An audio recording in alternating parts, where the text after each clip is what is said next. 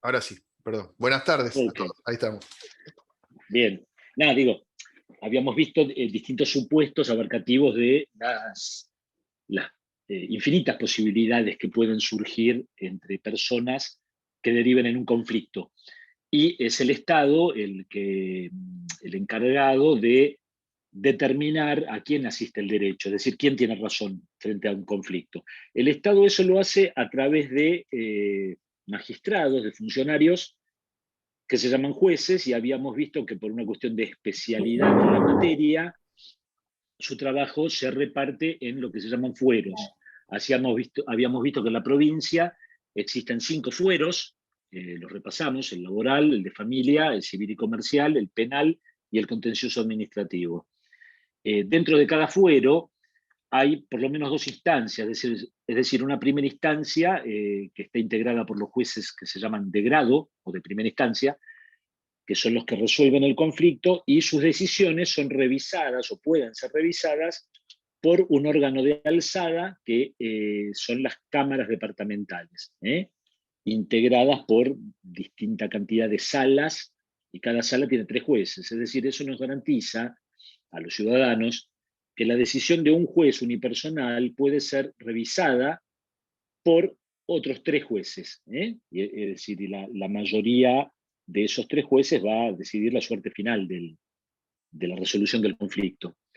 Habíamos visto también que eventualmente algunas de esas decisiones de las cámaras departamentales pueden ser revisadas por la Suprema Corte de Justicia Provincial o por una instancia intermedia que es la Cámara de Casación Penal, exclusiva para el fuero penal, que ya oportunamente lo vamos a ver. Esta distribución del trabajo, la que se le llama competencia, está dada por la materia, por el grado, como vimos hasta ahora, y por el territorio, estableciendo que en la provincia de Buenos Aires hay hoy por hoy 20 departamentos judiciales.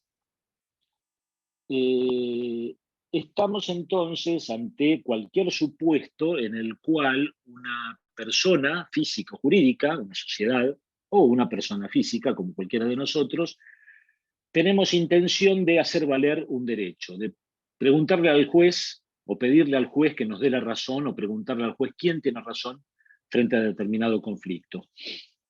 Entonces necesariamente nos vamos a ver inmersos en lo que se llama proceso judicial. Es decir, cuando una persona acude al Poder Judicial en reclamo de que se le reconozca algún derecho o que se le dé la razón en determinado conflicto, lo que está haciendo es iniciando un proceso judicial. El proceso judicial se define básicamente como la sucesión de actos que llevan adelante las partes. Entonces es importante establecer quiénes son las partes en un proceso judicial. Hoy vamos a abordar, por una cuestión pedagógica, si se quiere, vamos a abordar exclusivamente el proceso judicial en el fuero civil y comercial de la provincia de Buenos Aires. ¿Qué asuntos se ventilan o qué asuntos llegan a conocimiento de los jueces en lo civil y comercial en nuestra provincia? Son aquellas cuestiones que están reguladas por el Código Civil y Comercial de la Nación, pero que no tienen previsto un trámite específico ante el fuero de familia, es decir, las relaciones de familia no se discuten ante el fuero civil y comercial. Perdón.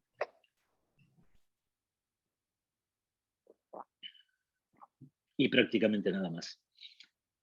Es decir, que ante el fuero civil y comercial se van a discutir todas aquellas cuestiones que tengan que ver con el origen o el fin de las personas físicas o jurídicas, la existencia de las personas, los llamados actos de última voluntad, es decir, las sucesiones, quién hereda a una persona fallecida y qué es lo que se hereda. Y fundamentalmente, cuestiones que tienen que ver con la responsabilidad de las personas. La responsabilidad que va a estar determinada por los actos o las acciones de las personas. Estos actos pueden ser jurídicos. Un acto jurídico es algo que hace cada uno de nosotros con el propósito de producir efectos jurídicos. Por ejemplo, una compraventa. Yo compro algo, compro un automotor, compro un inmueble o compro cualquier cosa que compre, que adquiera, estoy celebrando un acto jurídico. ¿Por qué? Porque el hecho de que la cosa que yo compro deje de ser ajena, deja de ser de otra persona y pase a ser de mi propiedad, eso es un efecto jurídico de un acto. Entonces, la compraventa es un acto jurídico.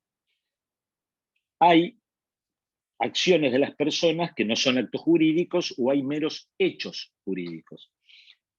Es decir, que hay acontecimientos en la vida cotidiana que producen efectos jurídicos, pero que no tenían un origen intencional. Por ejemplo, choco con el auto, ¿sí?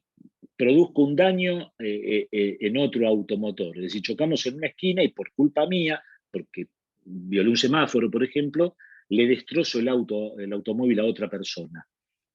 Es decir, yo no tenía intención de chocar cuando salí de mi casa, pero se da que por una torpeza mía, por una negligencia de no respetar el semáforo, choqué. Esa acción produce efectos jurídicos, ¿sí?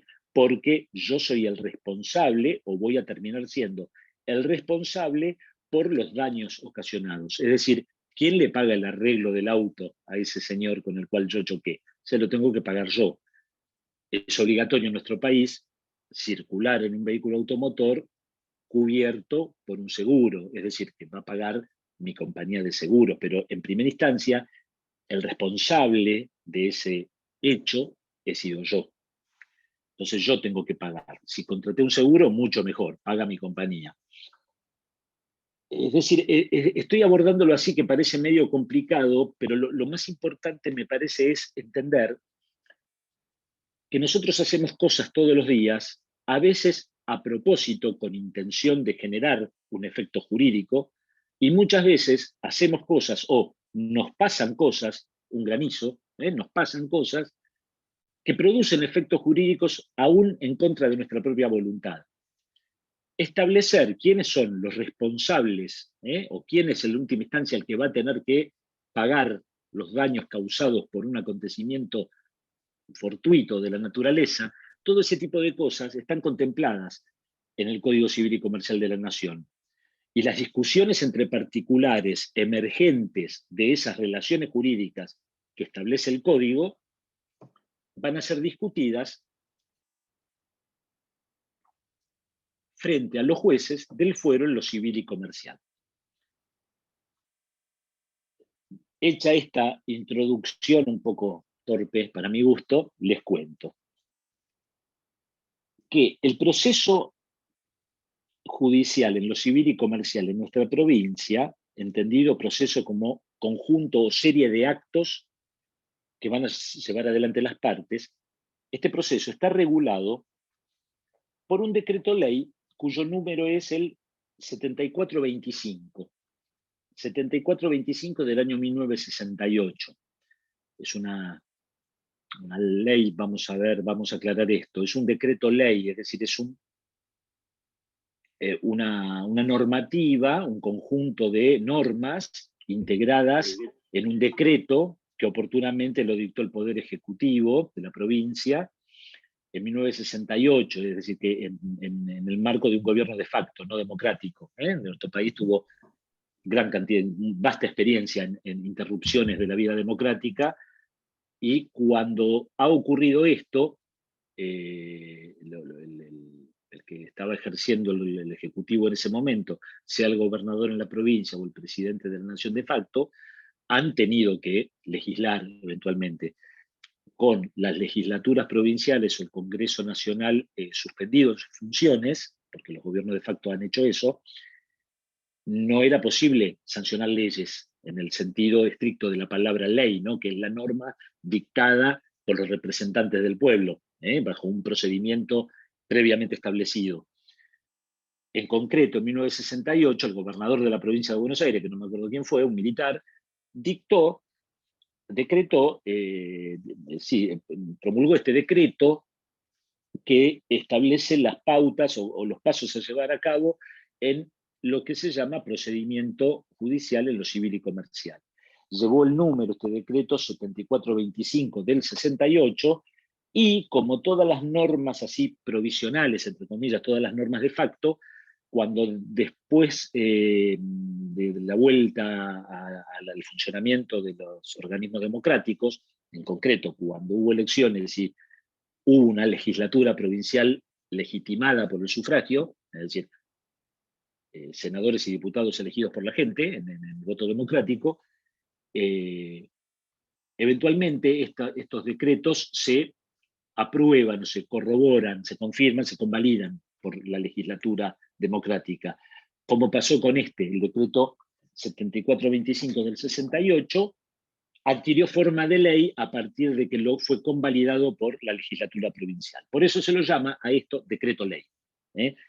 Toda esta vueltita que di tenía que ver con esto, con decir por qué nos encontramos con que el Código Procesal en lo civil y comercial se llama decreto ley. Tenemos que saber esto, que era un decreto dictado por un gobierno de facto, convalidado después por la legislatura. Por eso no se llama ley a secas. Regula este decreto, que es un código procesal, regula cuáles son los actos que hacen válido un proceso judicial. Porque un proceso judicial tiene un montón de formalidades que hay que cumplir, y la mayoría de ellas bajo sanción de nulidad. ¿Qué significa esto? Que si en un proceso judicial no se cumple con alguna formalidad que establece la ley, que establece la normativa, ese acto puede ser declarado nulo, es decir, ese acto no existió. Y esto básicamente la ley procesal lo prevé por un principio máximo, un principio de jerarquía constitucional del que gozamos todos los ciudadanos, que es el de derecho a defensa en juicio. Todos los ciudadanos tenemos derecho a defendernos en un juicio. En el caso del proceso civil y comercial, esos juicios son iniciados por particulares. Hay un señor que inicia un juicio en contra mío, ya vamos a ver de qué forma. Bueno, yo tengo derecho a defenderme. Y ese ejercicio de defensa está establecido en el código, cómo lo voy a llevar adelante. Y está establecido también cómo va a llevar adelante los pasos cada una de las partes. E inclusive las atribuciones del juez, que es el tercero imparcial, también están establecidas en el Código Procesal. Dijimos que el proceso judicial es el conjunto de pasos o de pasos procesales, de tareas que van a ir realizando las partes. Y dijimos que es importante establecer quiénes son las partes en el proceso en lo civil y comercial. Las partes son básicamente dos, a las que vamos a llamar partes esenciales, partes sin las cuales no hay proceso. Para que haya proceso en lo civil y comercial, tiene que haber al menos dos partes. Una parte es el actor, y la contraparte, el que está en la vereda de enfrente, es el demandado. Ambos, actor y demandado, los ponemos en los vértices inferiores de un triángulo, y arriba, en el vértice superior, está el juez, que actúa como tercero imparcial. Ambas partes, actor y demandado, actúan entonces bajo la imparcialidad de un juez. Es un juez de primera instancia en lo civil y comercial. El actor, ¿quién es el actor? El actor es el que formula la petición, el que inicia el proceso, y lo inicia a través de un escrito formal que se llama demanda. Entonces el actor es el demandante, es el que le pide al juez: señor juez, haga esto que le estoy pidiendo. Esto que le estoy pidiendo es el reconocimiento de un derecho. Yo le estoy diciendo al juez: señor juez, pasó esto, esto y esto, y según la ley tanto, yo tengo razón. ¿Sí? Doc, ¿y qué son los Sí. juicios voluntarios? En los juicios voluntarios puede haber contraparte o puede no haberla excepcionalmente. Son aquellos juicios que se inician precisamente voluntariamente. Vamos a ver un ejemplo, un ejemplo característico es el sucesorio.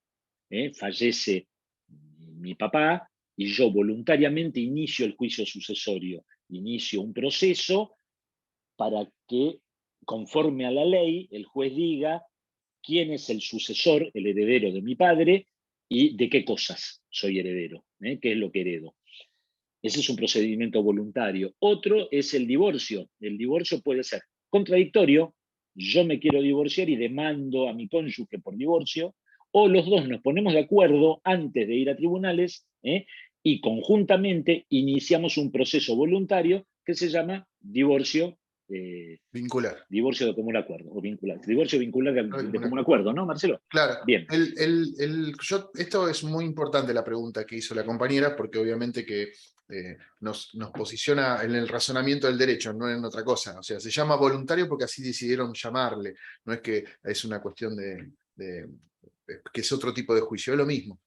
La idea que tenemos que tener es que quizás, si bien no es así, pero en principio, a primera vista, el juicio voluntario no tiene controversia. O sea, en el sucesorio, simplemente el juez va a dictar un estado que ya tenía, va a confirmar un estado que ya tenía, como por ejemplo el que soy heredero de la persona que falleció. Entonces, no hay una controversia, por eso que es contrario al contradictorio, donde hay un demandado que demanda y un actor que demanda y un demandado que va a contestar esa demanda.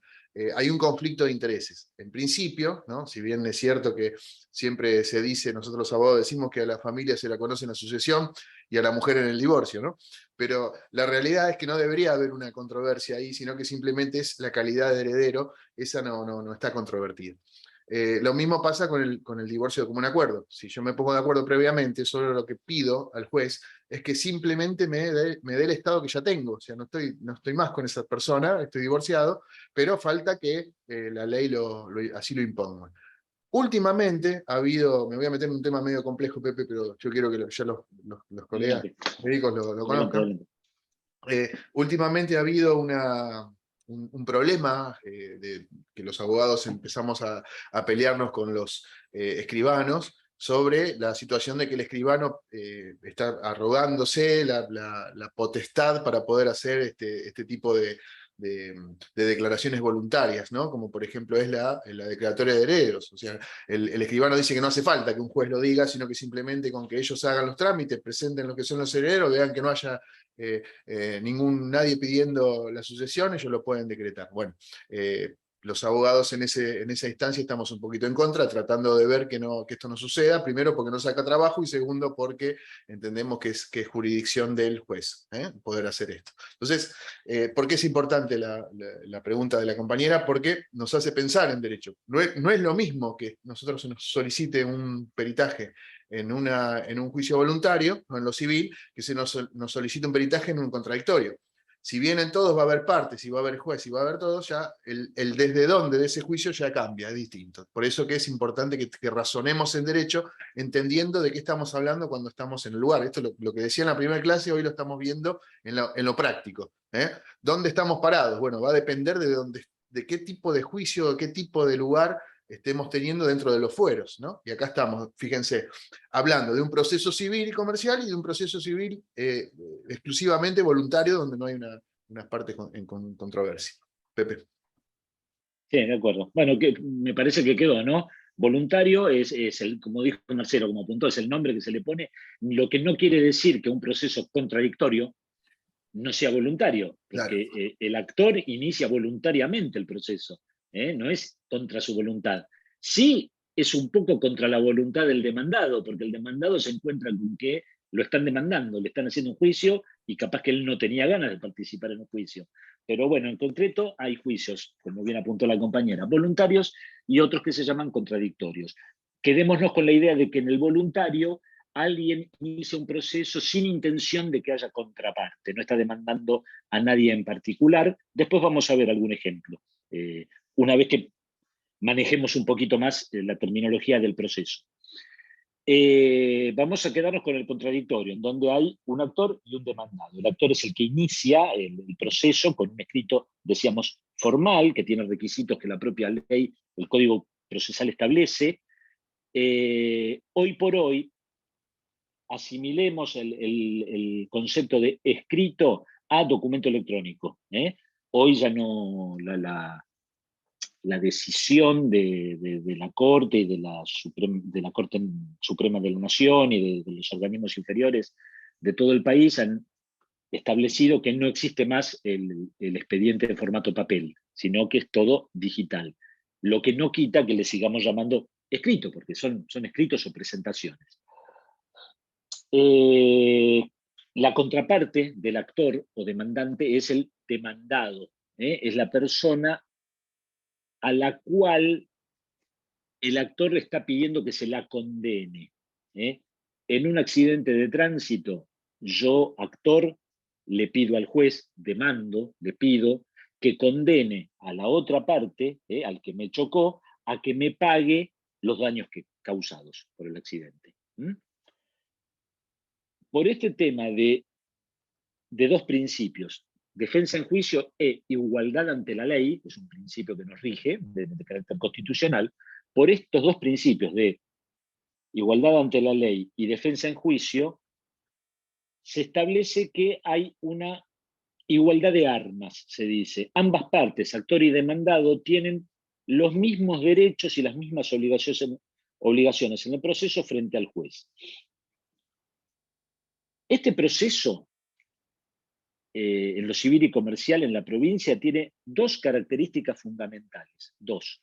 Una, que es escrito. Todo se hace por escrito. Presentación electrónica, pero todo por escrito.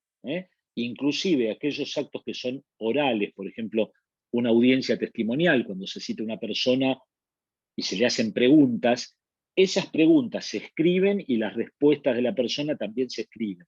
Y lo que queda plasmado en el acta de declaración, lo que queda plasmado ahí es lo que forma parte del proceso, es lo que va a servir para que el juez decida el día de mañana como tenga que decidir.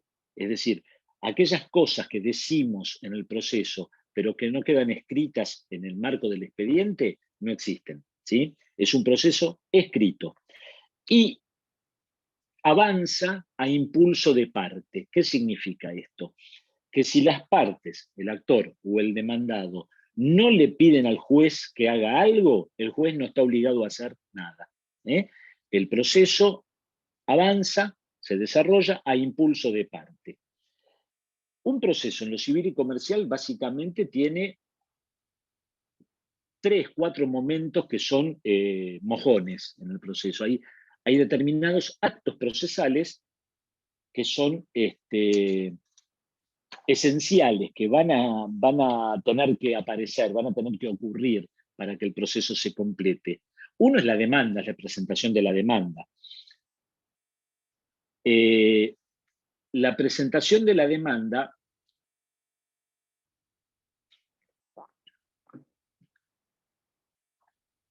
es el puntapié inicial para el proceso, y si la demanda, el escrito ese formal que presenta el actor, reúne los requisitos legales, es decir, está escrito tal cual como la ley lo prevé, tiene todos los elementos que la ley pide, el juez dispone que el proceso está iniciado y usa un término que se llama córrase traslado de la demanda a la contraparte o a la demandada, a la parte demandada.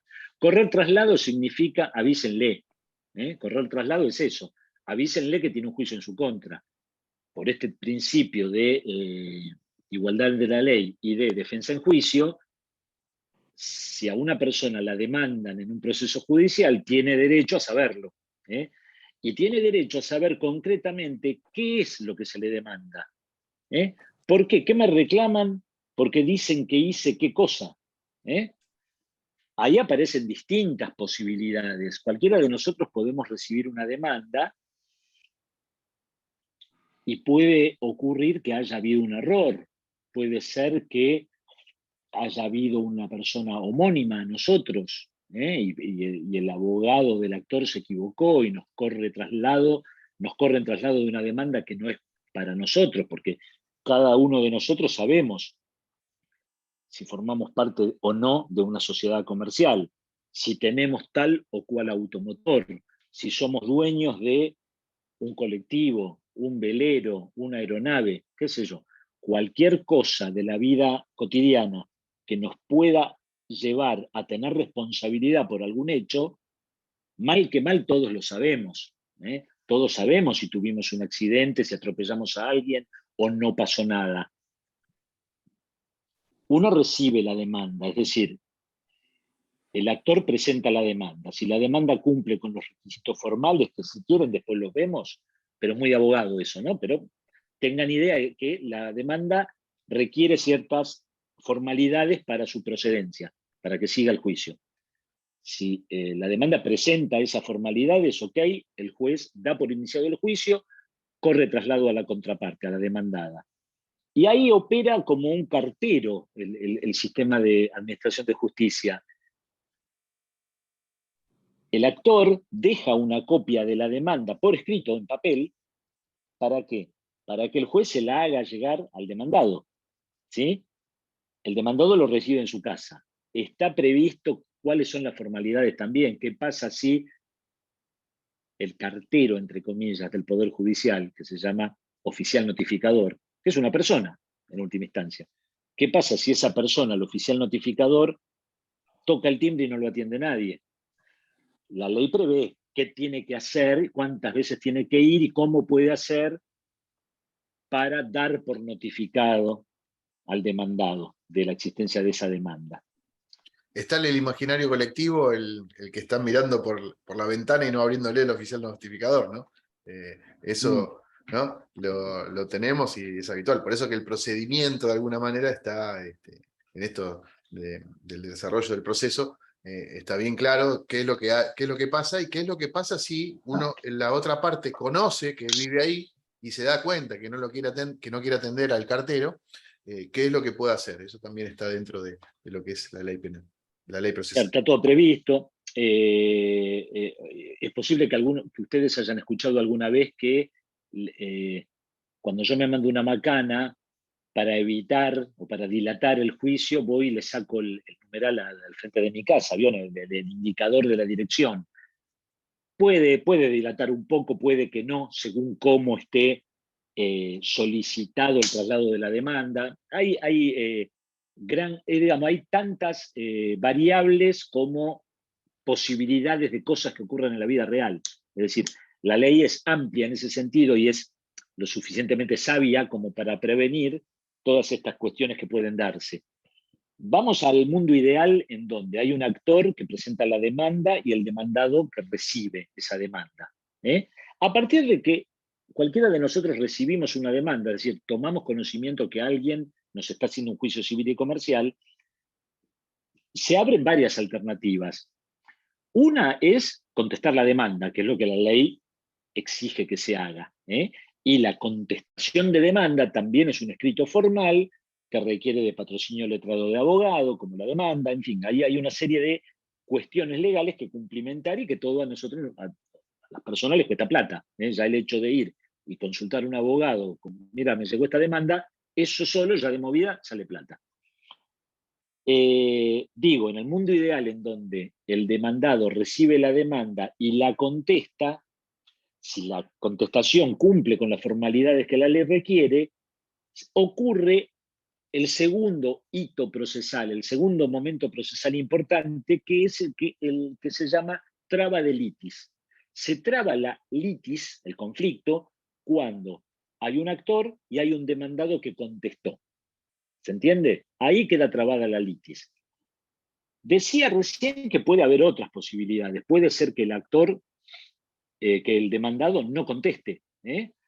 Todos los actos procesales tienen previsto un plazo que se cuenta en días.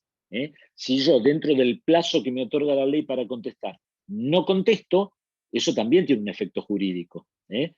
Queda trabada la litis, queda de pie el conflicto. Lo que pasa es que el demandado está en rebeldía. Podría haber contestado y no contestó. Está rebelde. vamos a ver qué consecuencias, después vemos qué consecuencias trae esto. Entonces, hasta ahora dijimos que puedo contestar, puedo no contestar, puedo contestar a media, se llama incontestación de demanda, cuando el demandado presenta una contestación que no cumple con los requisitos legales de la contestación de demanda. Cuando el demandado, por ejemplo, presenta un escrito sin patrocinio letrado de abogado, o cuando el demandado dice, señor juez, sí, tiene razón, yo participé de ese episodio que dice el actor, pero estoy pasando por un mal momento de salud, es decir, llora. Puede pasar eso, presenta un escrito, insisto, que no cumple con las formalidades legales de la contestación de demanda, y eso se llama incontestación de demanda. También queda trabada la litis. Otro supuesto es allanarse. El allanamiento, en términos civil y comercial, es la presentación de una contestación de demanda que no es tal. Es la presentación de un escrito formal, con patrocinio letrado, en donde el demandado dice, señor juez, el actor tiene razón, me allano a su petición. Es decir, se la estoy haciendo fácil, estoy acortando el juicio. Queda trabada la litis, pero yo me allano. Y creo que no hay más supuestos. Bien, una vez que está trabada la litis, iniciamos el proceso con la demanda. El segundo momento importante es la traba de la litis. Una vez que está trabada la litis, el juez hace un resolutorio, decide por escrito la apertura a prueba del expediente. La apertura a Perdón, prueba. ¿puedo hacer una pregunta? Vale. Sí. ¿En qué momento se hacen las audiencias de mediación? ¿Es antes de esto o no? Claro, Sí. acá hay una cuestión. Nosotros estamos explicando el proceso civil y comercial en este caso, ¿no? La etapa de mediación, si bien es previa, es obligatoria, mejor dicho, si bien es obligatoria, formaría parte del proceso, pero no el proceso directamente, sino que es una etapa anterior. En esta etapa anterior se trata de componer las partes. Es para alivianar el peso del trámite judicial. Entonces, por ejemplo, en la provincia de Buenos Aires, el proceso de mediación es obligatorio y debe ser previo, obviamente, a la presentación de la demanda. Da la particularidad que si esta mediación es dentro de la idea oficial, ¿no? Porque puede ser también, como por ejemplo pasa en Capital Federal, que hay una mediación privada, y esa mediación privada yo la tengo y la puedo utilizar el día que quiero presentar la demanda. En cambio, en la provincia de Buenos Aires, en el fuero civil y comercial, está la mediación obligatoria, que esta mediación se hace dentro de alguna manera dentro del sistema judicial. ¿Por qué? Porque la propone el Colegio de Abogados a través de unos requisitos que están propuestos allí, y ya sale sorteado el tribunal que va a dar origen a esta demanda. Pero en sí no forma parte llanamente de lo que es el proceso, ¿no? Es una etapa previa en donde se puede resolver el conflicto. Si este conflicto se resuelve en la etapa de mediación, después se puede ese acuerdo homologar o ya queda homologado a través de las atribuciones que tiene la mediación. Pero está como en un paso anterior al proceso. Lo más probable ¿por qué nosotros esto no lo explicamos? Hay mucho para hablar de eso. Es más, el 26 y el 27 de octubre, en el Colegio de Abogados, donde soy titular de un instituto, se va a hacer una jornada interinstitutos, o sea, con todos los fueros de todos los institutos que hay en la abogacía respecto de la mediación, para que ustedes entiendan la importancia que tiene la mediación dentro de lo que es el fuero judicial. Los invito, porque están invitados, obviamente ya van a salir las invitaciones. Pero lo que estamos entendiendo acá tiene que ver con el ejercicio del profesional, el ejercicio del perito. Entonces, el ejercicio del perito en mediación es hasta raro. No, es como, salvo que sea una prueba privada, que alguna parte quiera instrumentar antes de ir a una mediación, es medio como que no está. El ejercicio del perito empieza cuando se abre la apertura de la demanda en sí misma, ¿no? Entonces, por eso que perfecto. Estamos hablando, nosotros ya arrancamos hablando a partir de la parte de donde se inicia la demanda. ¿Pepe? Claro, está bien. Claro, el supuesto sería este. Yo tengo un accidente de tránsito en la esquina, choco a otro automotor. Nos cambiamos los datos con la otra persona, los datos, mi nombre, mi domicilio, el número de póliza de seguro, me voy a mi casa. Al día siguiente viene el señor este y me toca el timbre. Y me dice, me tenés que pagar tanto porque es lo que me sale el arreglo del auto. Yo puedo decirle que sí o puedo decirle que no. Y si le digo que no, el día de mañana recibo una demanda. Y así todo, como apuntaste vos recién, el juez, antes que nada, nos manda una mediación porque es de carácter obligatorio. Pero es obligatoria la mediación, pero no ponernos de acuerdo en la mediación. Entonces, en esa audiencia de mediación, yo sigo parado en la mía, y no estoy dispuesto a darle nada a este señor. Es más, ¿Mm? ¿puedo acotarte algo, Pepe? Si no te Sí, demoro mucho la clase. no hay problema. Porque es un tema que me apasiona de alguna manera. En esto que estamos hablando, corresponde porque es del fuero civil y comercial. El accidente de tránsito, inclusive habiendo una compañía de seguros que está citada en garantía para hacer cumplir el contrato en cuanto a lo que ella se comprometió a pagar si si ocurriera el siniestro del asegurado, en ese contexto, inclusive está la idea errónea, fíjense hasta dónde, de que el tercero, o sea, la persona que es vulnerada en su propiedad, me rompieron el paragolpe del auto, ese paragolpe roto, yo lo puedo ir a presentar en la compañía del otro a decir, págueme, ¿no? Y esto se malinterpreta como que fuera una posibilidad de un acuerdo entre partes, siendo que es simplemente la presentación en la compañía de seguros del otro. Hay un error, ¿no? Pensando que nosotros lo que estamos haciendo es reclamarle al seguro.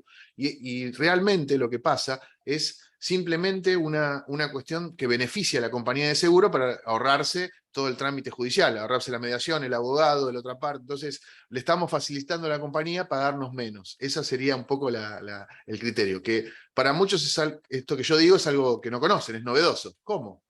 Y aquí, inclusive, es más probable, fíjense, que el abogado, como por ejemplo en el caso en que yo soy patrocinante de alguna persona que quiere reclamar al seguro, y lo utilizo este recurso, que es un recurso extra judicial, totalmente extrajudicial, porque no está contenido en ningún lado, es inclusive hasta previo a cualquier mediación, quizás requiero algún perito para que haga alguna observación respecto de el valor o la cuantía del daño, ya sea por un daño material o lesiones. Y sin embargo no estamos dentro del proceso judicial. Fíjate hasta dónde podemos estar interviniendo, ¿no? Si nos convocan. Ahora, la intervención que corresponde a este curso es la intervención judicial, no es la intervención previa. Por eso que esa diferencia la abordo. Pero no sé si les parece conocido esto, ¿no?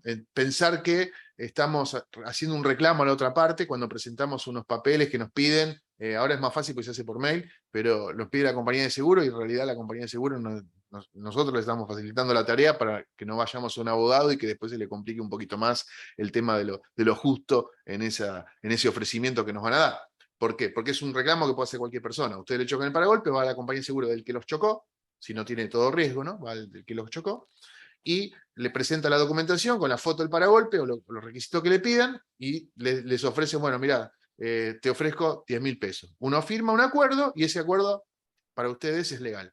Y la realidad que no, que ese acuerdo puede ser totalmente objetable y se puede llegar inclusive hasta juicio manteniendo ese acuerdo por más que haya sido cumplido. ¿Por qué? Porque es simplemente un acuerdo entre partes. Es como si yo me pongo de acuerdo con Pepe en el valor de lo que vamos a cobrar esta clase y lo acordamos de palabra y bueno, y yo después no le pago. ¿Hay una cuestión jurídica? No. Después Pepe tendrá que iniciar una demanda, una mediación o lo que fuera para reclamar el monto de la clase. ¿Se dan cuenta? Hay que establecer esto. ¿Por qué yo me tomo el trabajo de interrumpirlo a Pepe?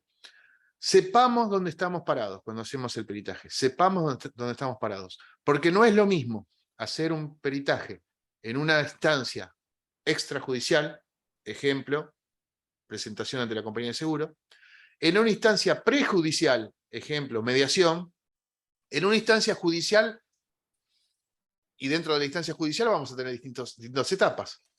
Previo a la traba de litis, luego de la presentación, como dijo Pepe, el momento 1 es la presentación de la demanda. Luego de la presentación, pero antes de la traba de litis. Usted ahí entraría no como perito oficial, sino como designado por el abogado que participa o el actor, en donde va a estar propuesto, pero no va a estar interviniendo. ¿Por qué? Porque la necesidad de la traba de litis es para que la otra parte se la incorpore al juicio, se la tenga por presentada, que es una de las contestaciones que aparecen cuando ustedes vean dentro de un expediente judicial.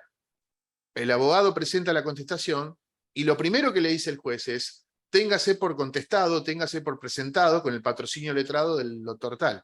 Entonces, y téngase propuesta la prueba ofrecida. Todo eso que el juez hace es para dar por cerrado esta traba de litis. Es como, yo siempre lo digo en la Facultad de Derecho, es como los dos contrincantes que se han subido al ring. Hasta que el segundo no se sube, no hay pelea. Estamos simplemente con la arenga de uno de los dos. Entonces, esto es importante, porque necesitamos, cuando nos incorporamos a un expediente o nos incorporamos a un trabajo que tenga que ver con el peritaje, saber en el momento procesal que estamos, porque también va a depender también el precio, por ejemplo, que vamos a cobrar. No es lo mismo un peritaje que lo vamos a hacer dentro de... Y también la forma de asegurarnos el valor de lo que vamos a cobrar. Si yo hago un trabajo, porque esto me ha pasado y lo he visto, por eso vuelvo a insistir sobre esto. Si yo hago un trabajo de un peritaje en la instancia prejudicial o anterior a la prejudicial, que es la presentación de la compañía de seguro si quiero, esto no es obligatorio, esto lo puede hacer la persona si quiere, y después lo vuelvo a hacer en la mediación, vuelvo a hacer un informe donde al abogado de la otra parte en la mediación le muestro un informe, y después lo vuelvo a hacer en el juicio, y solicito que se me regulen honorarios. Esos honorarios no van a tener la misma cuantía, ¿no es cierto? Van a ser distintos. Es más, yo no le voy a poder decir al juez: mire señor juez, mire que yo este trabajo lo hice o lo vengo haciendo desde tal momento. No, porque en realidad el momento oportuno para el juez es el que está dentro del expediente, no aquel que usted hizo antes. Salvo que lo incorpore como prueba privada, pero eso es otro tema. Bueno, por ahí es un poco complejo esta parte, pero dense la oportunidad de entenderlo, porque una de las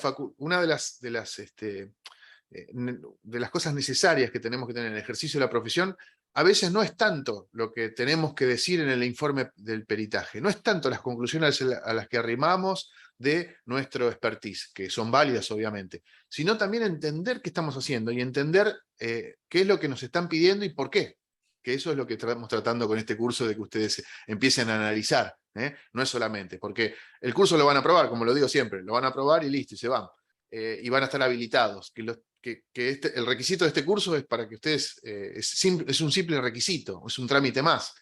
Además de hacer este curso, tienen que llevar los papeles, entonces es un trámite más. Pero sí, por lo menos que se lleven esto, de entender, de establecer la necesidad de entender el proceso, que no es poco. Entender el proceso y qué hacemos en cada parte del proceso, que es lo que Pepe, con muy buen tino, está tratando de dividir para que nosotros podamos prestar atención en el momento en que estamos parados. Pepe, perdón, que me excedí. Bueno. Se me escucha bien porque me quedé sin... Y yo escucho muy bajito, pero bueno. La cosa es así, la demanda, no voy a adentrarme en cuáles son puntualmente los requisitos formales de legalidad, qué es lo que la ley pide para que la demanda sea tal. Pero lo que sí quiero decir es que en la demanda uno se presenta, yo soy el actor, con mi abogado, vivo en tal lugar. Y lo que pido es que lo condene a Marcelo Gerner a que me pague los daños que me ocasionó. ¿Cuándo? Cuando me chocó el auto. Entonces, tengo que contar hechos. Es decir, la responsabilidad emerge a partir de hechos. Tal día, tal hora, en tal lugar, Marcelito me chocó el auto. Eso me originó tales gastos. Esos son los hechos. Y por otro lado, tengo que estar fundado en derecho. Es decir, yo no puedo reclamar cualquier cosa. No puedo reclamarle daños a mi mamá porque me dio la cara que tengo. Las cosas, los hechos a partir de los cuales las personas somos responsables, están también legislados. La ley es la que determina y la que asigna responsabilidad por los hechos o por las omisiones. Entonces yo voy a tener, como actor, voy a tener que narrar hechos e invocar derecho. Voy a tener que decir en función de qué ley o de qué artículo del Código Civil y Comercial considero que Marcelito me tiene que pagar a mí. Una demanda es eso, es la explicación de hechos históricos de algo que pasó, y cuál es el fundamento en derecho, el fundamento jurídico, por los cuales Marcelo es responsable. Ese hecho histórico que se invoca, ese acontecimiento que yo digo que existió y por eso Marcelo es responsable y me tiene que pagar, tiene que ser probado, porque el día que chocamos en esta esquina, el juez no estaba ahí para ver, y yo como actor lo tengo que convencer de que yo tengo razón, de que el hecho existió y que Marcelo es responsable. Entonces, esos hechos que yo invoco los tengo que probar. Ya dijimos que hay un actor que dice una cosa, el demandado que contesta diciendo otra, generalmente se niega todo. Dice, no, yo no fui, yo no estuve, nada que ver, el actor no tiene razón. Fenómeno. El juez que no estuvo presente en el hecho, ¿a quién le cree? Tiene la versión del actor, la versión del demandado. Los hechos hay que probarlos. Entonces, una vez que está trabada la litis, que están las dos versiones, las dos campanas, el juez decide que el proceso se abra a prueba. ¿Qué es abrir a prueba? Es invitar a las partes, al actor y al demandado, a producir la prueba que ofrecieron en la demanda y en la contestación. Porque como dije, los hechos hay que probarlos. Entonces yo cuando narro los hechos, cuando cuento lo que pasó, digo, estos hechos se prueban con tal prueba. La propia ley procesal, el código, establece cuáles son los medios de prueba, porque no cualquier cosa se prueba de cualquier forma.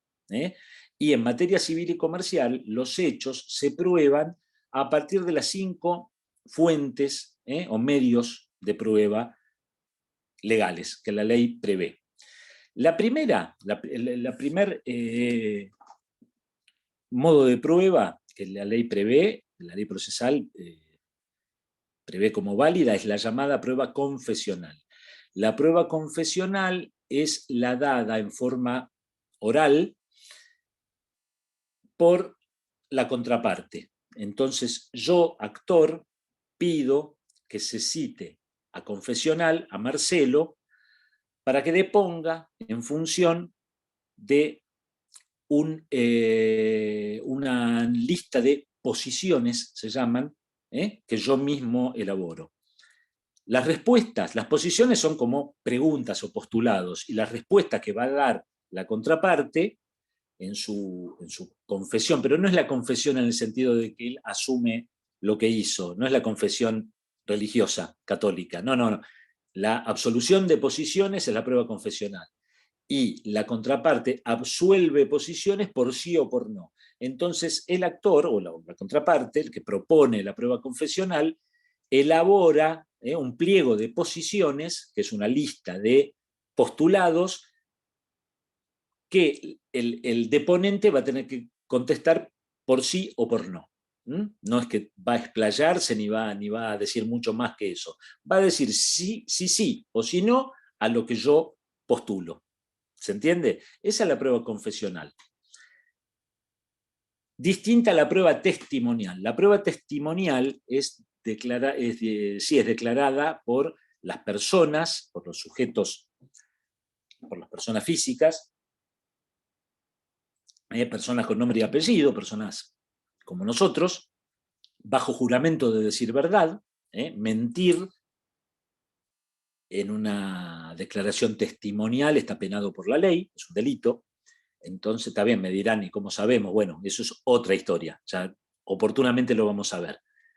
Pero en concreto tenemos que saber que el testigo declara bajo juramento de decir verdad y sabe que si miente y es descubierto, eso trae consecuencias. Si transpira es un indicio. Si transpira es un indicio. Claro, se dice, ¿no?, que transpiraba más que testigo falso, hay un dicho, ¿no? Bien. ¿Sobre qué se le puede preguntar algo a un testigo en un proceso civil y comercial? Sobre todo aquello que percibió a través de sus sentidos. Es decir, el testigo es convocado para prestar declaración y se le hacen preguntas sobre algo que haya visto o haya escuchado. Tomó conocimiento de algo a través de sus sentidos y se le pregunta. El otro medio de prueba es la prueba documental. La prueba documental está constituida por todo tipo de documentos. En esto tenemos que ser lo más amplios posibles. El DNI, el acta de nacimiento, el acta de matrimonio, un certificado de defunción, o el estatuto societario de la constitución de una sociedad, un acta notarial que hizo un escribano en algún lugar, en fin, todo tipo de documento, de todo papel que acredite algo, forma parte de la llamada prueba documental. Hasta ahora tenemos confesional, testimonial, documental. Vamos a ver la prueba informativa. La prueba informativa es la que está proporcionada por personas jurídicas, por sociedades, bancos, organismos del Estado. Si yo quiero saber si Marcelo tiene cuenta corriente o caja de ahorro o depósitos a plazo fijo, le libramos un oficio, ahora vemos, le libramos un oficio al Banco Central para que informe eso. Si Marcelo Gessner tiene alguna cuenta bancaria, en cuyo caso, en qué banco y qué número. Después le pregunto a ese banco qué movimientos tuvo la cuenta de Marcelo en tal periodo, ¿se entiende? Le pregunto al Club Atlético Boca Juniors si Marcelo es socio o no es socio. Le pido al hospital una historia clínica, es decir, quiero incorporar una prueba documental a través de una prueba informativa, porque no tengo la historia clínica y se la pedimos al hospital.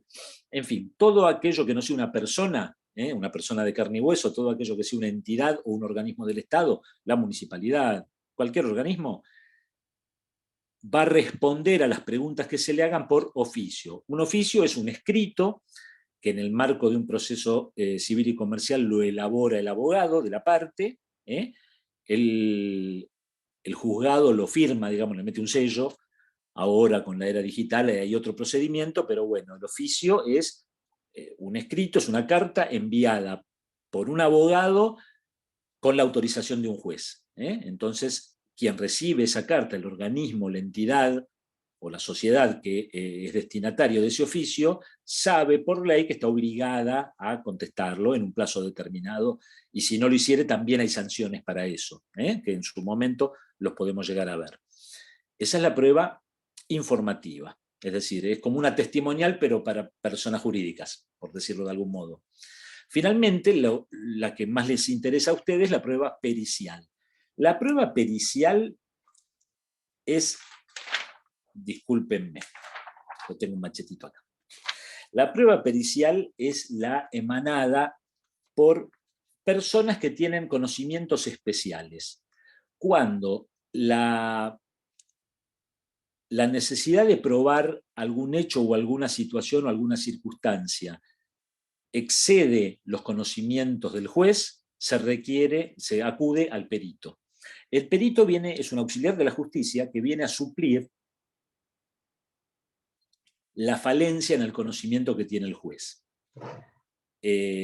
Ustedes saben que para ser juez en nuestra provincia el requisito constitucional es que sea abogado, y no más que eso, abogado con una determinada cantidad de años en el ejercicio profesional y, bueno, haber pasado el procedimiento de admisión que la Constitución establece.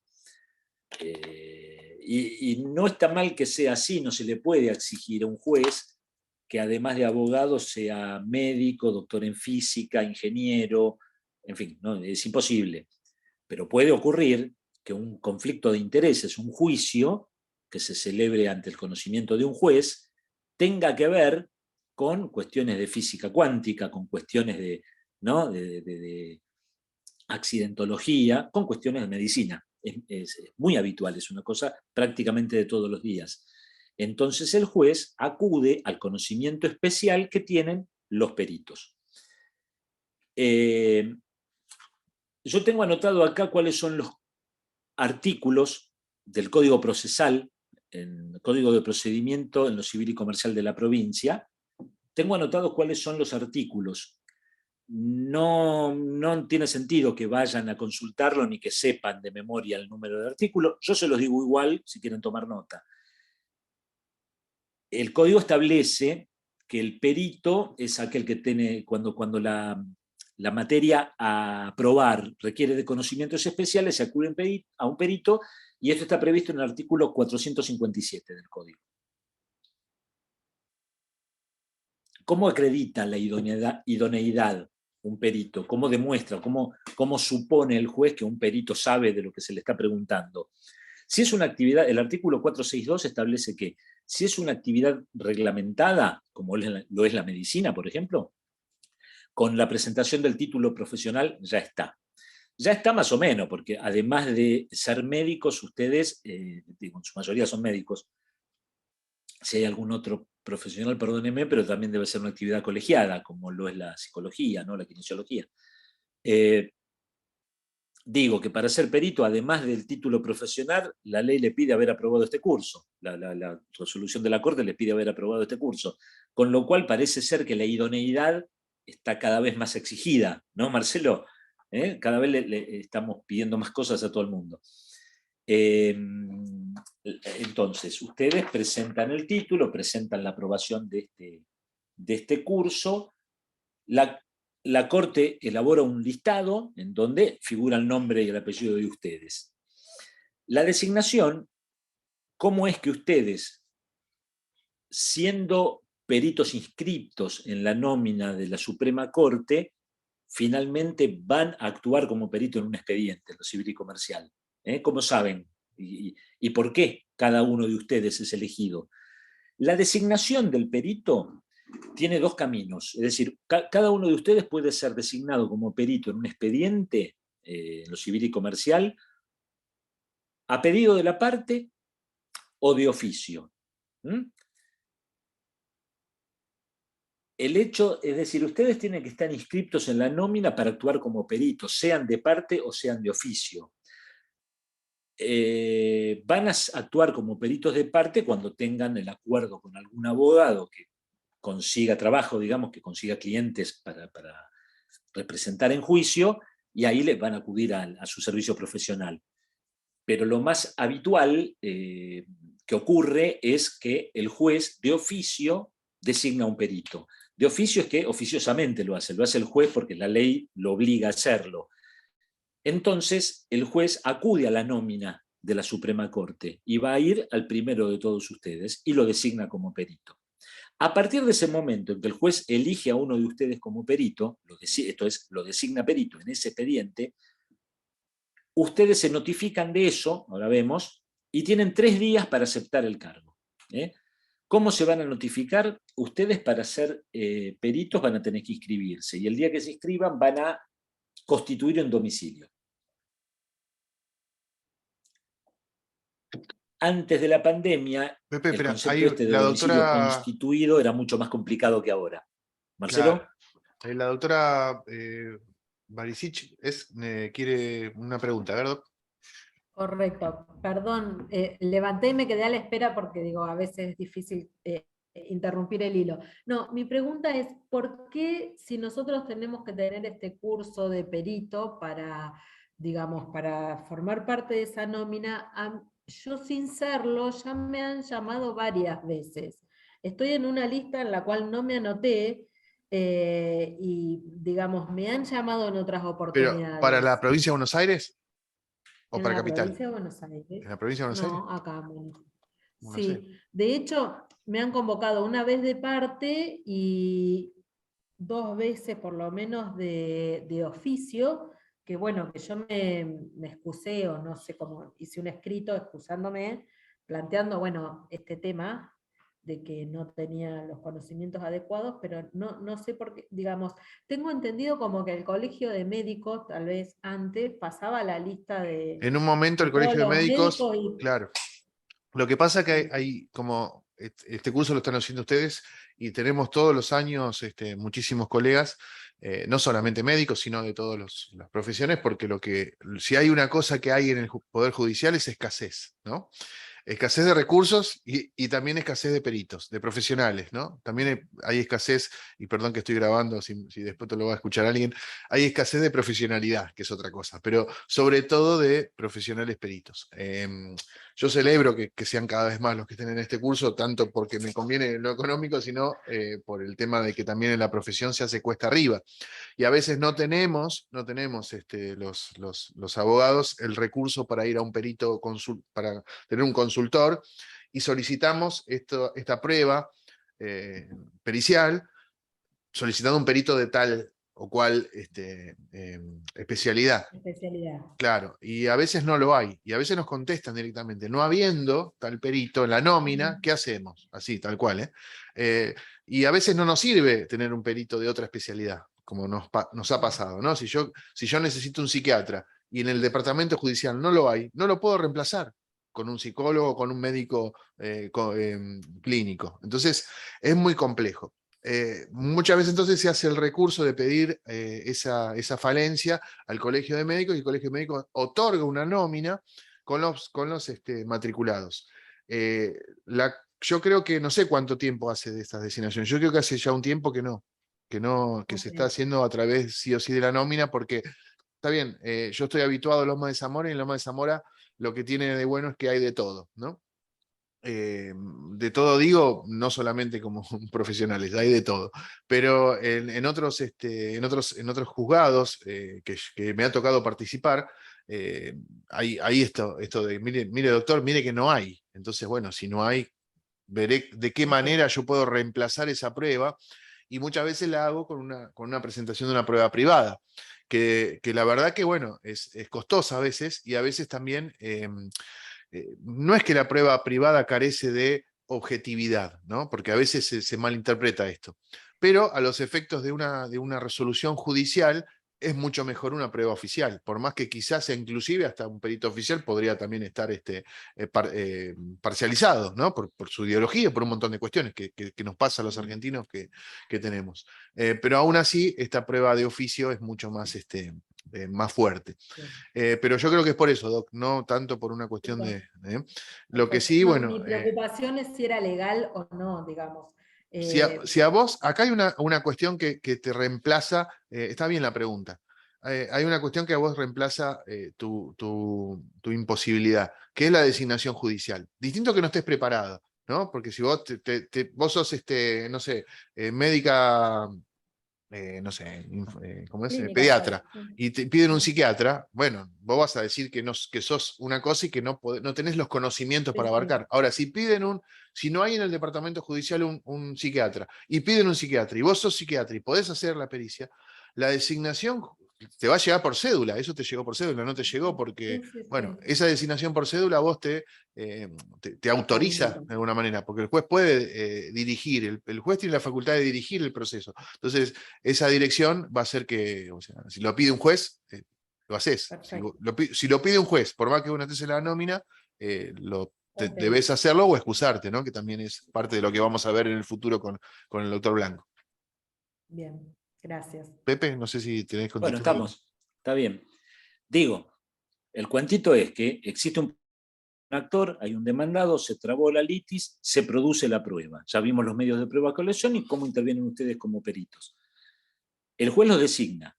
Ustedes se enteran porque fueron notificados, y ahora, en la era informática en la que vivimos, es por domicilio electrónico, que ustedes van a tener uno el día que se inscriban como peritos.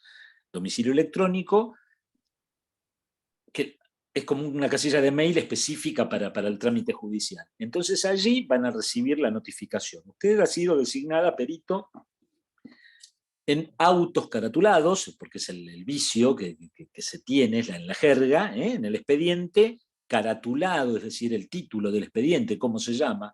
Blanco contra Gessner sobre daños y perjuicios, en trámite ante el juzgado en lo civil y comercial número 1 de Loma de Zamora. Fenómeno.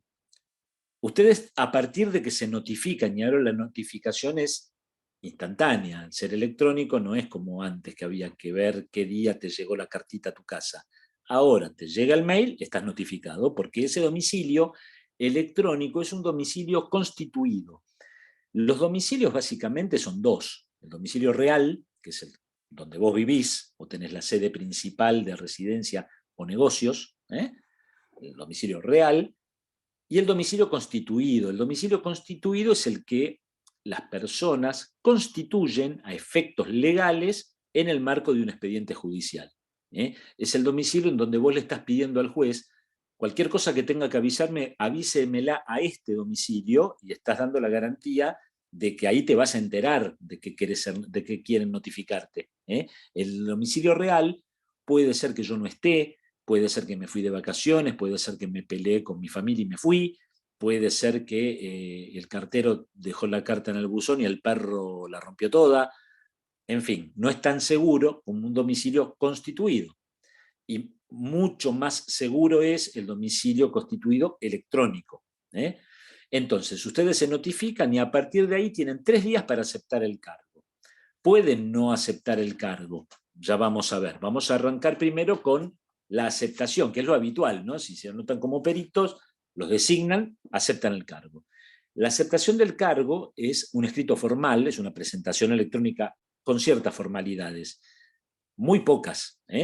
Yo tengo acá anotado apellido y nombre de cada uno de ustedes, la especialidad, de la especialidad sobre la cual van a departir, el número de matrícula habilitante que tiene cada uno de ustedes, el legajo, es el legajo previsional ante la autoridad estatal recaudadora de los fondos previsionales. Si somos médicos de provincia y trabajamos en el ámbito oficial, va a ser IPS, que es el Instituto de Previsión Social, y así, si somos médicos o profesionales en el ámbito nacional, es el legajo de ANSES. En fin, cada uno sabe a quién aporta su haber previsional. Legajo previsional, entonces, número de quit o quil, según tengan, el número de ingresos brutos, si es que aportan, y la situación frente al IVA. La situación frente al IVA puede ser no responsable, responsable no inscripto o inscripto. El domicilio real lo tienen que consignar, es decir, dónde efectivamente viven, y el domicilio constituido, que va a ser el electrónico. Les pide también ahora la normativa consignar un número de teléfono celular. Entonces repaso. En el encabezado ustedes van a poner: acepta cargo de perito. Así en tercera persona, ahora vemos por qué. Sería el título: acepta cargo de perito o acepta designación de perito. Apellido y nombre, especialidad, matrícula habilitante, número de legajo previsional, quit, número de ingresos brutos si lo tienen, situación frente al IVA. Es decir, estos datos de carácter tributario, ¿no? Domicilio real, domicilio constituido, número de teléfono celular de contacto. Todos esos datos, y van a decir: vengo por el presente a aceptar el cargo para el que fui designado en el expediente tal y cual. Eso es todo. ¿Por qué el título, dijimos título, o la consigna de la presentación es en tercera persona? Esto es una usanza que venimos arrastrando de cuando los expedientes eran en papel, y el título, más o menos destacado o en letras en negritas o subrayado, facilitaba la labor del que lo lee, porque cualquier expediente en lo civil y comercial, cualquier expediente en poco tiempo, tiene 200, 500 o más páginas. Entonces, para buscar, el empleado judicial que tiene que buscar alguna presentación, resulta que el juez le dice: decime qué dijo el perito médico en este expediente. Agarra el expediente, para agilizar la búsqueda, busca en el título, a ver dónde acepta cargo o dónde presenta informe pericial.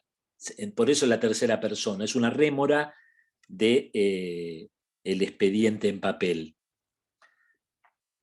Pueden hacerlo en primera persona también: acepto cargo, acepto designación, pueden hacerlo. Es importante establecer, consignar un título para... Es como la carta de presentación. Si no lo ponen no pasa nada, pero es un poco... serían buenos modales. Es decir, si yo entro a un lugar y no saludo, no pasa nada. Me atienden igual, pero quizás está hacia bueno. la buena práctica. La buena práctica Claro. de esa manera lo entienden más fácil los doctores porque lo tienen Bien. más fijo. Decía recién que ustedes son designados como peritos y lo usual, lo habitual es que acepten el cargo.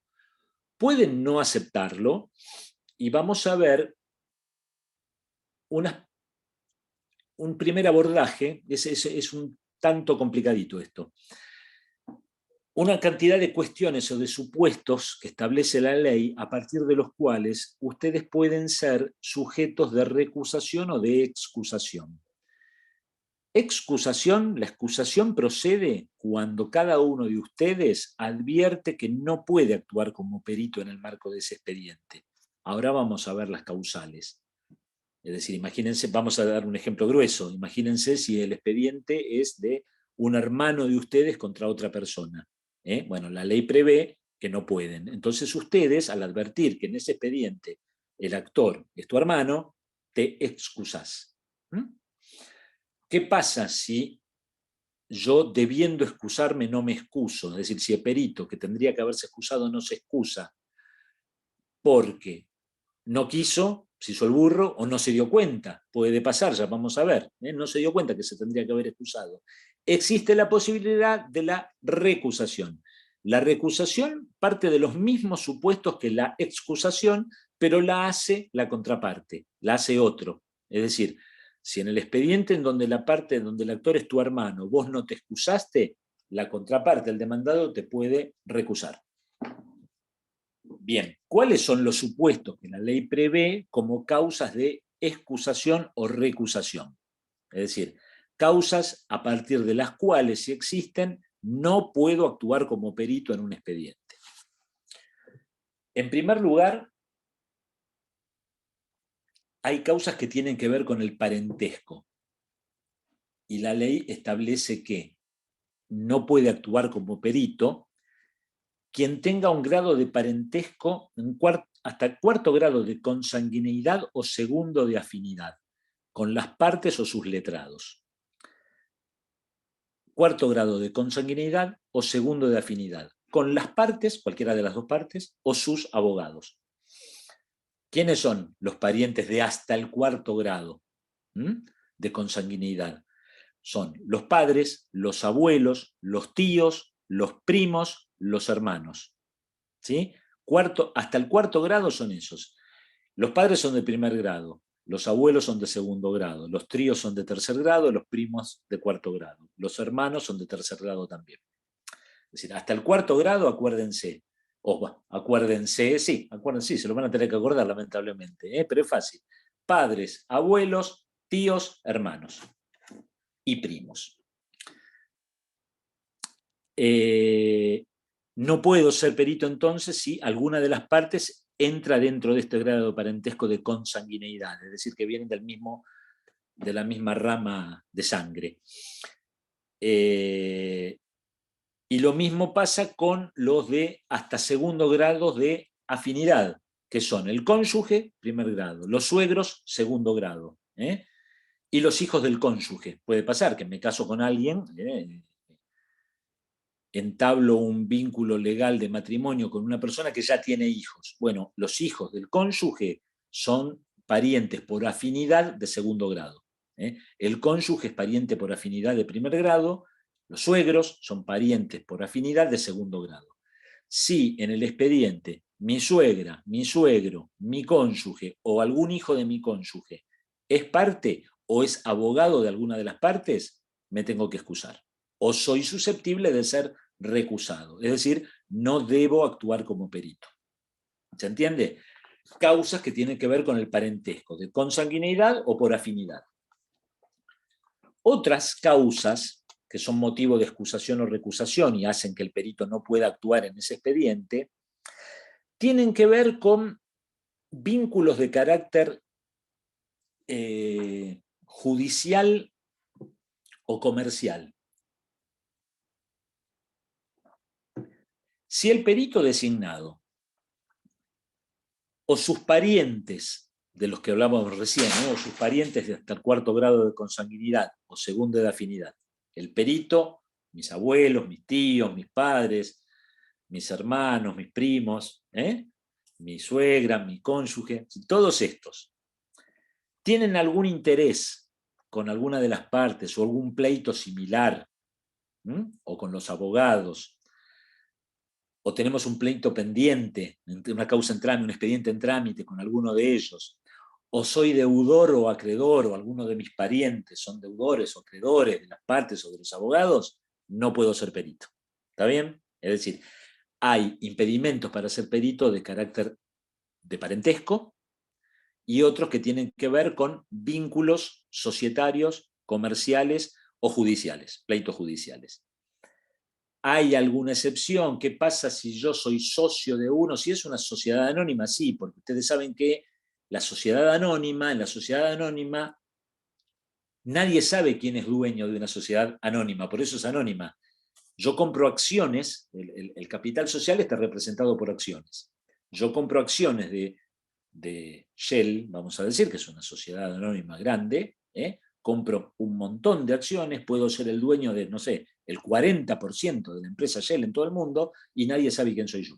¿Está bien? Lo saben mis socios, los dueños de las otras acciones, pero la sociedad anónima brinda ese carácter de anonimato al beneficiario de las utilidades de la SA, de la sociedad anónima, que posibilitan enmascarar, digamos. Entonces, si nadie sabe que yo soy dueño de acciones de Shell, ¿por qué no voy a poder actuar como perito? O yo tengo acciones, yo soy el médico designado perito y tengo acciones.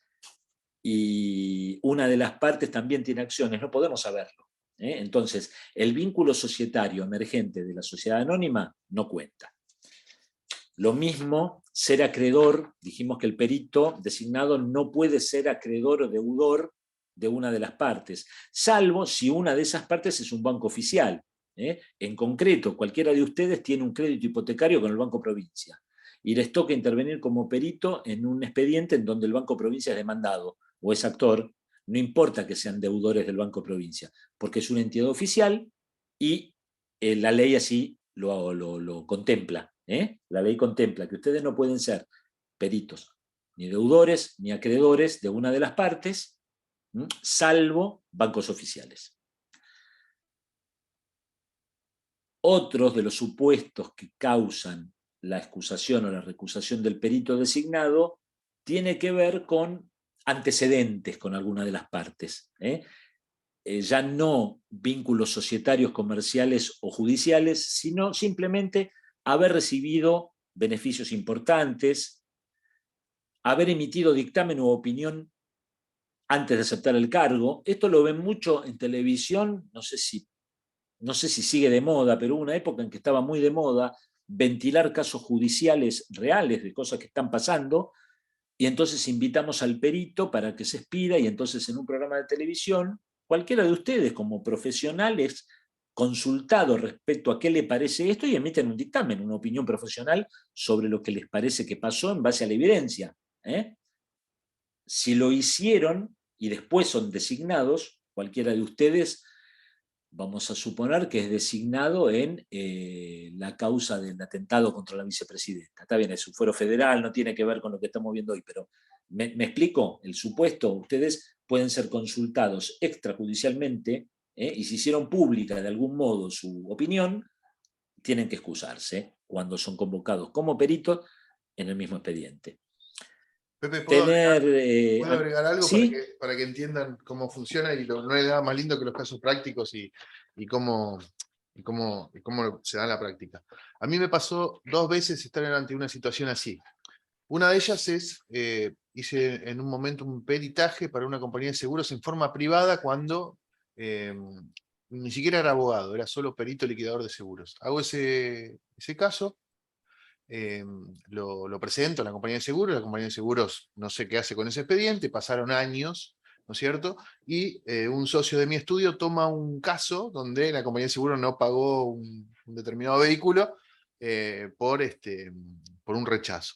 Entonces, sin saberlo, o sea, él toma el caso, nos presentamos, el estudio se presenta, en ese momento yo no me presenté con mi matrícula de casualidad, porque podía haberlo hecho tranquilo, y cuando nos presentamos a mí me llega también la cédula para hacer mi presentación, para informar si el informe era oficiado por mí o no. O sea que estábamos ante todas las generales de la ley, porque estaba siendo socio de uno de los abogados que estaba participando y a su vez perito de la contraparte. O sea, era bastante complejo la situación. Yo simplemente fui, presenté un escrito indicando esta situación y se me tuvo por excusado de tener que expresarme. Igualmente, el informe, como había sido tenido anteriormente, el juez lo tomó como válido para el argumento de la defensa. Y me pasó también en un juzgado de ejecución, o sea, el juzgado de ejecución penal es cuando, después de que se dicte la condena contra una persona, esa causa pasa al juzgado de ejecución, que el juez de ejecución va a velar por el cumplimiento de esta condena y las condiciones, lo que fuera. Yo hago todo el proceso de defensor de una persona, que lo condenan, y esa condena la cumplió un juzgado de ejecución, que se sortea y que cae, justamente con una jueza con la que yo compartía una asociación, formamos parte de una asociación que tiene que ver con la justicia. Y esta asociación de la justicia, la jueza advierte que yo soy el abogado y que le cae a ella el sorteo de esta condena, entonces se excusa ante la Cámara, indicando cuáles eran las particularidades propias de esta situación.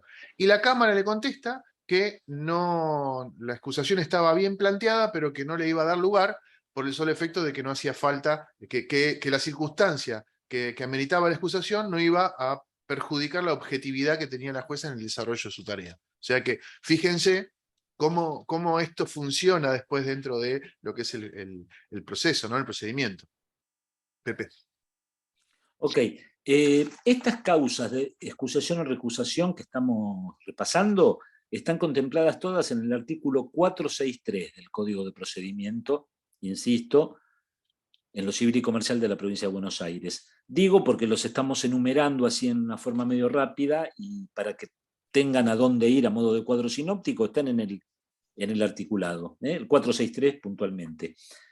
Debe excusarse o será pasible de ser recusado el perito que tenga amistad o enemistad con alguna de las partes de sus letrados, y esta amistad o enemistad tiene que ser manifestada por hechos conocidos. En este punto la ley lo establece con un amplio grado de discrecionalidad, es decir que, claro, determinar, no hay un amigómetro, un odiómetro. Y menos no ahora, existe eso, entonces. y menos ahora que con las redes sociales sos amigo de todo el mundo, ¿no? Porque vos imaginate que... O enemigo, sos repudiado. Claro. Entonces, si alguno de ustedes se excusa argumentando que tiene amistad o enemistad manifiesta con alguna de las partes o sus letrados, puntualmente va a tener que explicar cómo se manifiesta esa amistad o enemistad.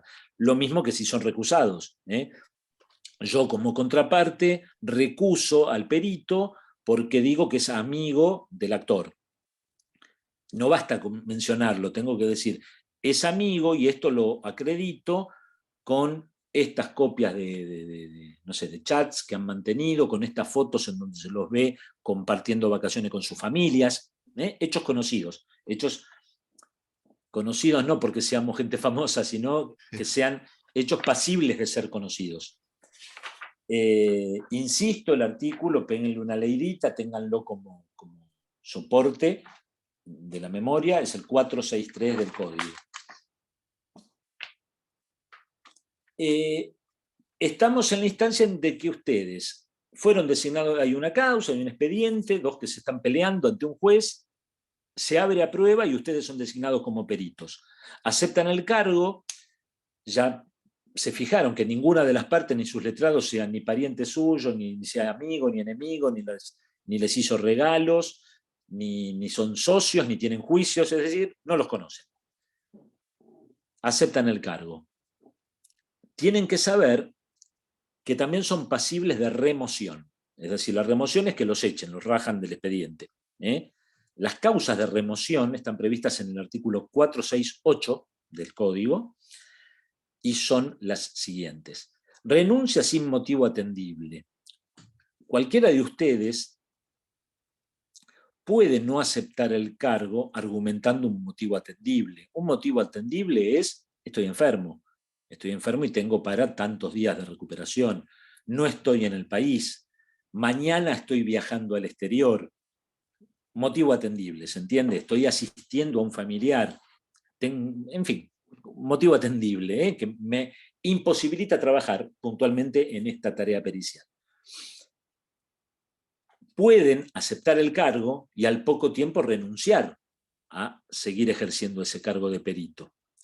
Si no apoyan su renuncia en un motivo atendible, son susceptibles de ser removidos. Vamos a ver en un ratito la consecuencia de ser removido.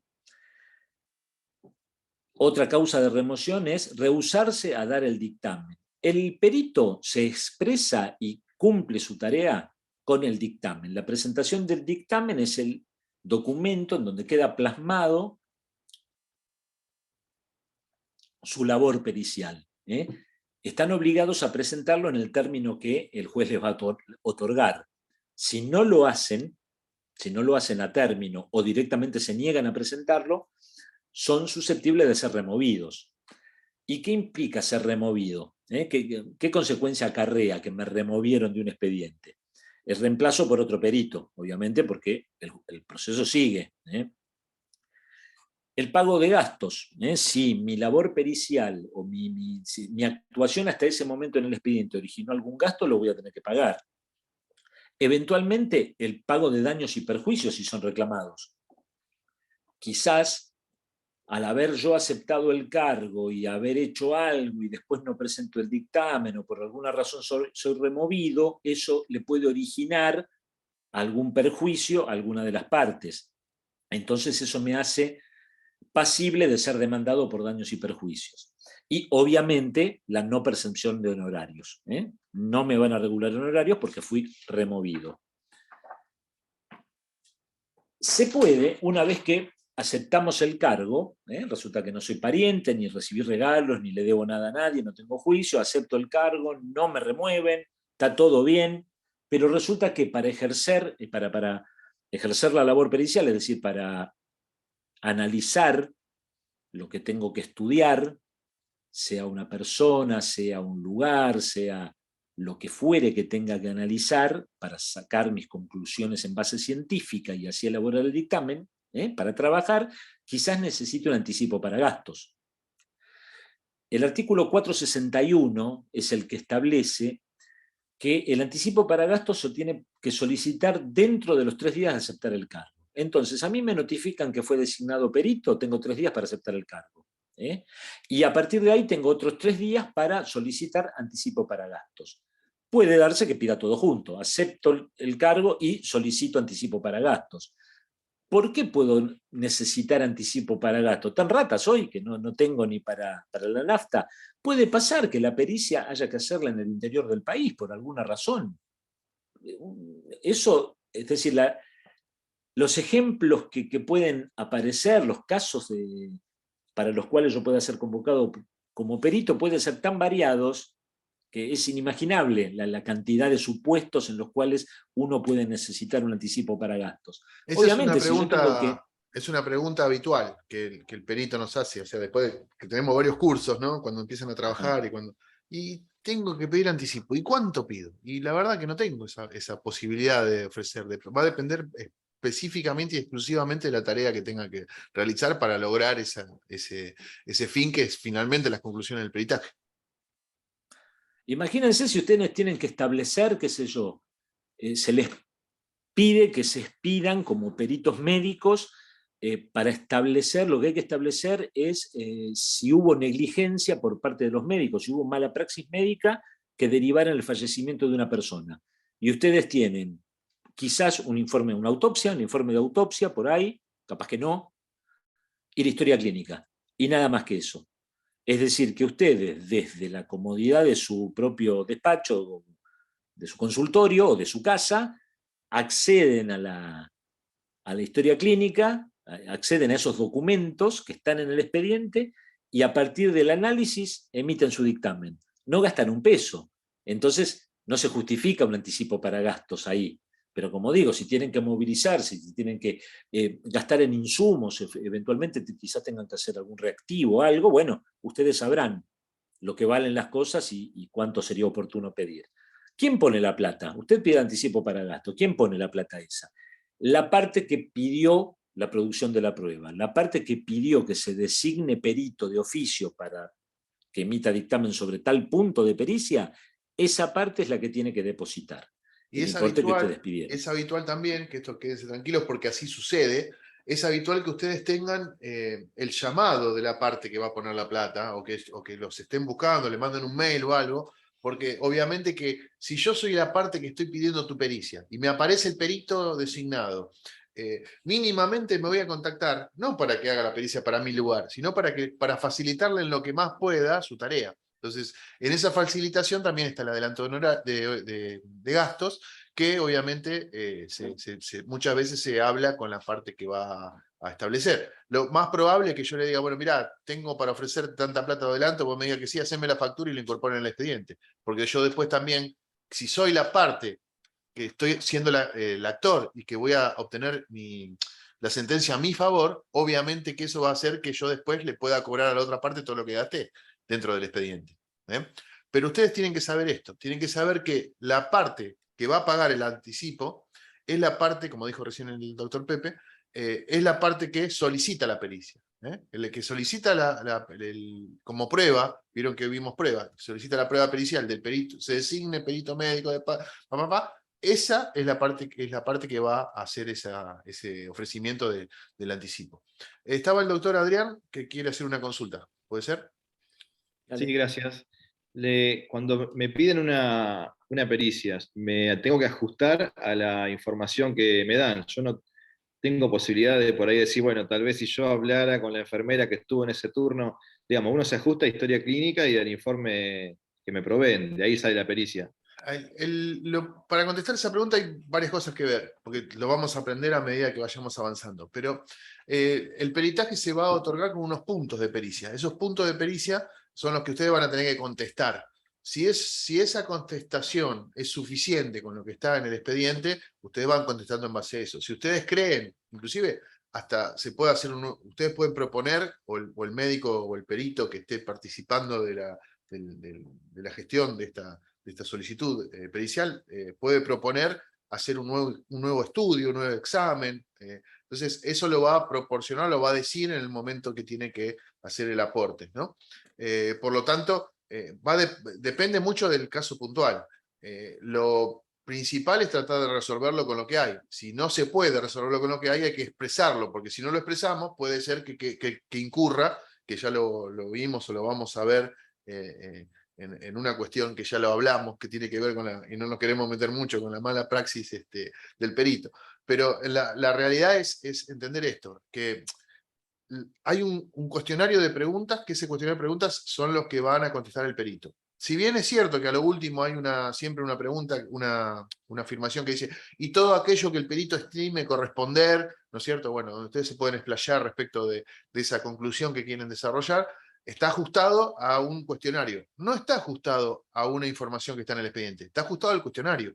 Se supone que ustedes pueden desarrollar esa contestación en base a lo que hay en el expediente. Si no lo hay, tiene que expresarlo, y esa expresión tiene que ser ajustada a los tiempos también, ¿no? Que yo voy a poder ir después o sea, tengo el año que viene voy y digo, mire, no puedo hacer la pericia porque me faltaría hacer esta cosa, ¿no? Bueno, tiene que ser todo en un tiempo útil, ¿no? Para que eso tenga... no se olviden ustedes que son auxiliares de la justicia, entonces están auxiliando al juez, están trabajando para lo mismo que todos, que es llegar a esa sentencia. No sé si te ha contestado, Pepe, ¿querés agregar algo más?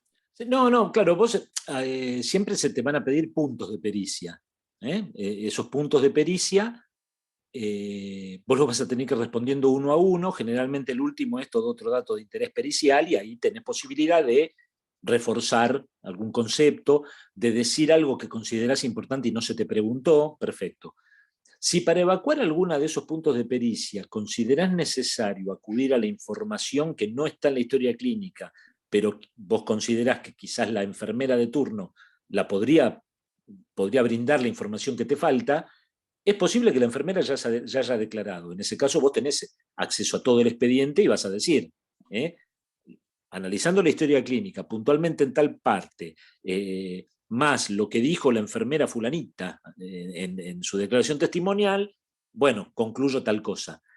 Y como te dijo Marcelo recién, si con toda la información que te brindan se te hace una pregunta que vos, para poder contestar, necesitarías de otra información que considerás posible conseguir, lo tenés que decir. Y para responder esto necesitarías saber la opinión de fulano o qué pasó concretamente esa tarde. Me explico lo que decías vos recién, tendría que hablar con la enfermera. No es que te van a decir, bueno, está bien, llama a la enfermera y pregúntale. No, el testimonio de la enfermera va a estar incorporado legalmente, porque por aquel famoso tema de que todos tenemos derecho a defendernos en juicio, son las partes las que van a ir pivoteando la cuestión. Lo que vos no podés hacer, porque esto es muy importante, no podés contestar la pregunta diciendo, bueno, en virtud de que me hicieron esta pregunta, yo lo que hice fue llamar a la enfermera, llamar al actor y después... No, o sea, a ver, seamos criteriosos, ¿no? Porque yo lo dije en la primera clase, el derecho se piensa, ¿no? Se ejerce pensando, entonces se aprende estudiando y se ejerce pensando. Entonces, tiene que tener una razón de ser, ¿no? En nuestra conducta dentro del expediente. Y todo aquello que vos sientas que no te suena, como por ejemplo, ¿qué hago con esto? ¿Llamo, no llamo? Bueno, es preferible decir, mire, no sé cómo hacerlo y yo sugiero que se haga de esta manera, a hacerlo vos y hacerlo mal y hacerlo fuera de lo que es un parámetro legal, que después va a haber un abogado al otro lado, que esto no se deben olvidar nunca ustedes, que va a estar observando ese peritaje y va a estar tratando de buscar el pelo a huevo, perdón la expresión, para su beneficio, para objetarlo, para impugnarlo, que ya vamos a ver con el doctor Blanco qué se hace ante una impugnación. Bueno, todo eso es la idea o el principal objetivo es la razonabilidad, siempre. El informe pericial, el peritaje, está además de ser un informe técnico, tiene que ser razonado, como lo va a ser también la sentencia judicial. Todo lo que pasa en el expediente tendría que tener este argumento, ¿no? De la razón del hombre, independientemente de los pasos procesales y de los artículos del código que están estipulados. Entonces, más allá de eso, ahí nos ajustamos. Si algo no se puede hacer porque es razonable que no lo pueda hacer, distinto que vos le digas al señor juez, mire, señor juez, no lo puedo hacer porque llueve. Bueno, no es razonable. Lo que sí es razonable es que si no lo podés contestar porque no hay elementos que a vos te permitan contestarlo dentro del expediente, debas hacer este requerimiento al juez, para que él decida a ver qué hace. Si te concede, o si lo pide, o si lo hace de otra manera, pero vos ya cumplís con la manda que es contestar el informe del peritaje. Bien. Ok, estábamos en que uno puede pedir anticipo para gastos y la parte que solicitó la producción de esta prueba pericial es la que tiene a cargo hacer el depósito. Si no deposita dentro del 5º día de notificado, se tiene por desistida la prueba, es decir, la pericia no se va a hacer. A vos te designaron un perito, pediste anticipo para gastos, el que tiene que pagar no los paga, se lo tiene por desistida la prueba. Y entonces la pericia no se va a hacer y vos estás liberado de la responsabilidad de presentar el dictamen. ¿Qué hora es, Marcelo? Ya estamos en tiempo cumplido para lo que son las clases habituales.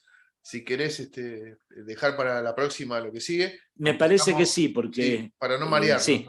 Completamos. Yo dejaría acá, y bueno, estamos abiertos a consultas el próximo encuentro, ¿no? En función de todo lo que vimos hasta ahora. Lo que vimos, y bueno, y cualquier cosita, como siempre lo avisan. Nos quedaría para la próxima clase lo que tiene que ver con completar un poquito más de civil y comercial, que nos queda mucho, y después ya sí, nos queda mucho.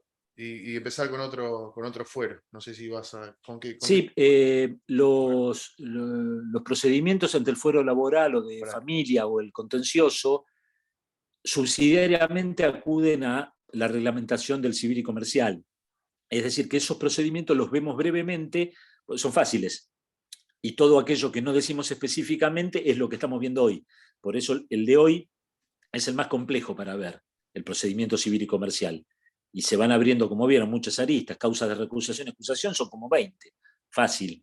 Entonces, yo digo, para no cargar mucho de contenido, dejar la segunda parte para el próximo Para el encuentro. próximo encuentro. Lo que sí les pedimos es, si quieren, esos artículos que no hace falta estudiarlos, porque obviamente que no les vamos a preguntar el número de artículos ni lo que dicen, pero si quieren para la próxima clase, darle una leidita a estos artículos que dio el doctor, así ya se van familiarizando con cómo buscar en el código procesal y después también cómo es la letra del código procesal para que ustedes ya vean. Se van a dar cuenta, cuando lean, se van a dar cuenta de lo que dijo Pepe hoy y van a surgir alguna duda que sería bueno que la tengan para la próxima, como para poder dejarla. Porque si nos ponemos a analizar punto a punto cada artículo y cada letra, nos volvemos locos. Pero seguro de esa lectura a ustedes les va a surgir alguna duda puntual que las podemos canalizar el próximo encuentro. ¿Qué les parece? Ok. Bueno, chicos, gracias a todos, Doc. Listo, gracias. Gracias por estar, Gracias. gracias por participar de la clase y por preguntar No, gracias. que nos nutre a todos. Gracias. Gracias. Chao, chao.